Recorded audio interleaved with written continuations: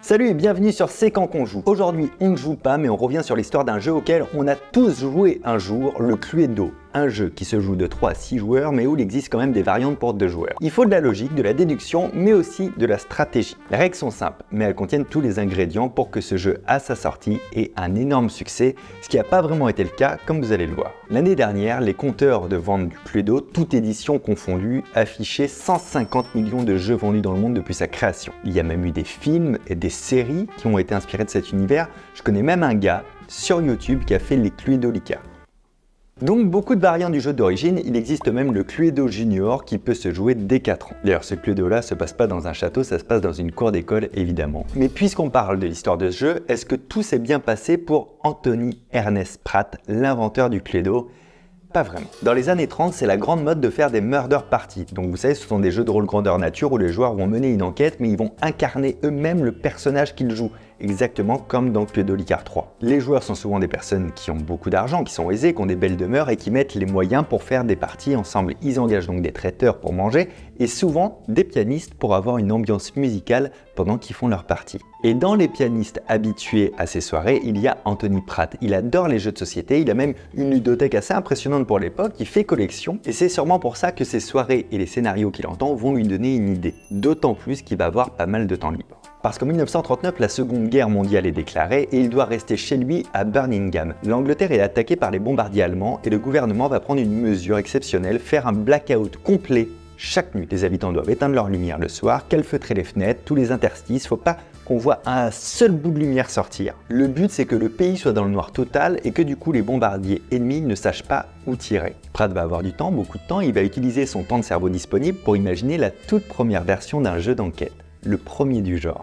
Sa femme, Elva, va se joindre à lui dans l'élaboration du jeu. C'est elle qui va créer le plateau et le design directement sur la table de leur cuisine. Les indications de Pratt sont très claires, il veut reproduire les manoirs dans lesquels il faisait du piano avant-guerre. Et il veut rendre accessible ce genre de jeu en ne gardant que la mécanique enquête, indice, déduction. Petite parenthèse, c'est assez marrant parce que quand j'avais fait le Cluedo Lica 3, les gens se demandaient quel lien il y avait entre le fait de faire une murder party et un Cluedo. Maintenant vous l'avez le lien, c'est parce que le Cluedo est lui-même inspiré des murder parties. Pratt va créer des personnages, des lieux, des armes et les règles du jeu, évidemment. Pour choisir ces personnages et les lieux, il va s'inspirer des ouvrages de Raymond Chandler ou d'Agatha Christie. D'ailleurs, on ne sait plus qui inspire qui quand on lit le roman Un cadavre dans la bibliothèque d'Agatha Christie qui est sorti en 1942 parce qu'il ressemble à une partie de Cluedo. De toute manière, Pratt est fasciné par les crimes. Son activité préférée quand il a du temps libre, c'est quand même d'emmener sa fille visiter des lieux où il y avait eu un crime célèbre et si possible sordide. Les années passent, Pratt affine son jeu, il va breveter la première version qui s'appelle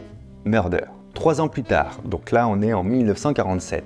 Le brevet est enfin validé. Tous les fondamentaux que vous connaissez de Cluedo sont déjà dans Murder. Le jeu se déroule dans un manoir et Mr. Body a été assassiné. Waddingstone, un éditeur de jeux de société qui est basé en Angleterre, et Parker Brothers, une branche de l'éditeur Hasbro aux États-Unis, sont intéressés par le jeu si original de Pratt. Mais, parce qu'il y a toujours un mais, il y a un problème. C'est l'après-guerre, il y a beaucoup de pénuries. La priorité, c'est clairement pas de produire un nouveau jeu et Pratt va devoir attendre encore 2 ans. 1949, le jeu sort sous le nom de Murder.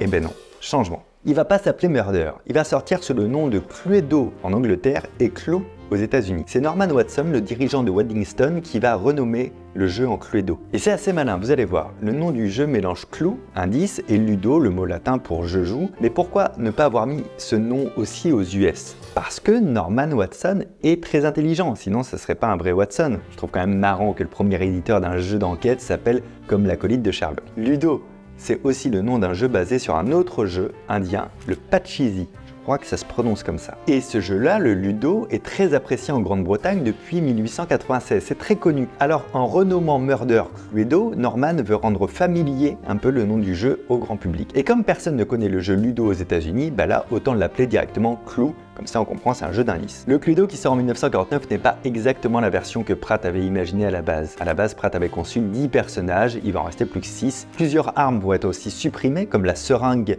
hypodermique ou la canne en bois Norman d'ailleurs propose à Pratt de remplacer la seringue par un tuyau en plomb. Est-ce que c'est une bonne idée? Pas vraiment. Vous savez, on retrouve les armes dans le jeu. Eh bien, les petits tuyaux qu'il y a dans la boîte, les petits tuyaux de l'époque qu'on met vraiment à disposition ont été faits en plomb donc toxique. Il y a un risque réel d'empoisonnement. Alors, les tuyaux vont être réalisés en fer à partir de 1965 pour finalement être en étain. Par la suite, il y a d'autres armes qui vont être créées que vous connaissez peut-être, comme une batte de baseball ou encore un pistolet avec un silencieux. Le jeu est lancé, les ingrédients sont parfaits, le mystère, c'est le centre du jeu et c'est un peu un flop. Coup dur pour le joueur anglais. Alors attention, quand je dis flop, c'est relatif, c'est juste, bon, ça marche pas de fou. Ça vivote un peu, mais rien de bien terrible qui aurait pu changer la destinée de son créateur, de Pratt. Parce qu'avant de passer à la suite, il faudrait quand même se dire que ce jeu qu'on connaît a inspiré un film, une comédie musicale, des jeux télévisés, il a engendré des dizaines d'éditions internationales et beaucoup de versions dérivées de la culture pop, un peu comme pour le Monopoly. Il y a la version Star Wars, la version Harry Potter, Doctor Who, Supernatural, Rick et Morty, Game of Thrones, le Noël de Mr. Jack, etc., etc. Personnellement, j'ai beaucoup aimé la version Simpson en 2001 parce que dedans il y avait un donut empoisonné comme arme. Et si vous avez déjà joué aux nouvelles versions, on voit que Cluedo reste très moderne et surtout, je pense que c'est ça la force, il s'adapte aux époques. Le matériel est renouvelé et c'est un peu comme si à chaque fois qu'on ouvrait une boîte de Cluedo, on redécouvrait un nouveau jeu. En 1991 par exemple, Hasbro a sorti Super Cluedo dont le but était de rendre le jeu plus difficile et si vous l'avez essayé, l'objectif a été atteint. Et plus tard va sortir le Super Cluedo interactif. En France, il y aura même une version Meurtre au Louvre. Bref, ça s'arrête pas, il y a des variantes de tous les côtés. Revenons à Pratt. Le jeu se vend tellement mal qu'en 1953, lui et sa femme décident de vendre la majeure partie de leurs royalties pour 5000 pounds. 5000 pounds, ça correspond à une très belle somme aujourd'hui. Et à l'époque, c'est vraiment énorme. C'est beaucoup plus en tout cas que ce qu'ils avaient reçu en 4 ans d'exploitation du jeu. Les jeux n'étaient pas un succès, mais ils se vendaient quand même. Dites-vous que c'est comme si Pratt et sa femme avaient fait tapis pour recevoir un gros chèque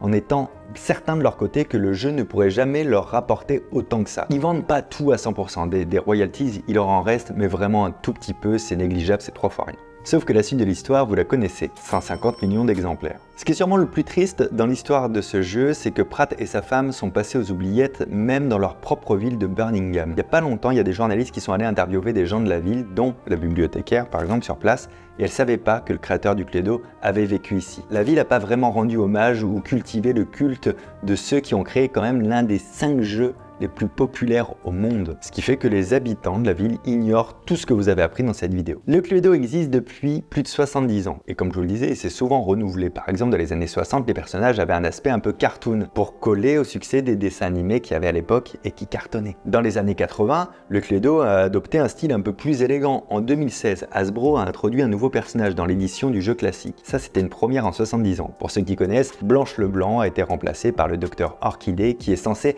être la fille adoptive du propriétaire du manoir. Ça, j'adore. On s'y arrête 2 secondes. Le fait que les personnages ont une histoire, un tempérament, tout ce genre de choses, c'est pas utile au jeu. C'était une volonté de Pratt pour que les parties soient plus immersives, comme dans les Murders où les personnages étaient détaillés. Je me suis demandé ce qu'était devenu le Cluedo classique de base. Alors il y a une nouvelle version qui est sortie chez Hasbro. L'intrigue c'est toujours la même. Qui a tué le noir dans son luxueux manoir Tudor? J'ai pu y jouer, ça fait plaisir parce que ça rappelle le premier Cluedo auquel j'ai joué moi. Il y a aussi le Cluedo Escape Midnight Hotel, une version qui se joue un peu comme un escape game, donc une seule fois. Je l'ai fait l'année dernière, si vous suivez mes stories sur Instagram, vous avez dû le voir passer. C'est un très bon escape avec le narratif du Cluedo, mais ce qui m'a surpris, sans vous spoil, c'était la construction évolutive du plateau et du décor là qu'on mettait au fur et à mesure. Je vous en dis pas plus, mais c'est assez satisfaisant. Et enfin, très récemment, il y a eu une nouvelle variante. Pour vous en parler, je dois vous dire 2 choses. D'abord que Hasbro m'a permis d'accéder à leurs archives pour écrire l'histoire du Cluedo. Et pour ça, je les remercie vivement. J'avais rien trouvé de pas joli dans mes recherches et les documents que j'ai pu lire m'ont confirmé ce que moi j'avais trouvé, m'ont permis d'affiner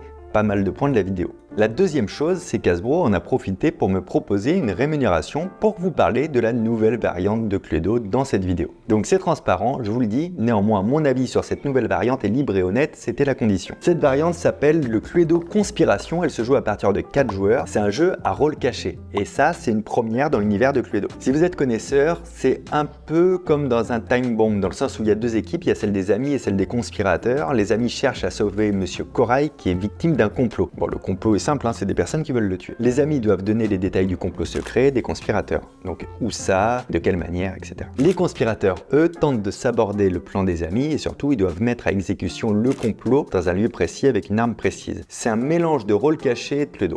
et ça fonctionne très bien. Il y a beaucoup de jeux à rôle caché, mais le fait qu'il y ait une intrigue à la Cluedo, ça change vraiment. Il faut réussir à faire confiance aux bonnes personnes, on stresse de tout, on doute de tout, on suspecte tout le monde. Moi j'ai bien aimé, je vous mettrai tous les liens qu'il faut en description. Donc de mon côté c'est un grand oui pour cette variante, fin de la partie commerciale mais néanmoins sincère de la vidéo. D'ailleurs quand j'ai commencé cette série de vidéos sur l'histoire des jeux, je pensais pas trouver des histoires sombres, parce que quand je commence les petites recherches, je sais pas vraiment ce que je vais trouver moi sur le jeu. Et c'est la première histoire stylée mais jolie de cette chaîne, et j'espère qu'il y en aura d'autres. Pensez à vous abonner ici sur le compte Instagram C'est Quand qu'on joue, je m'appelle toujours Fabien Licard, à très bientôt, ciao.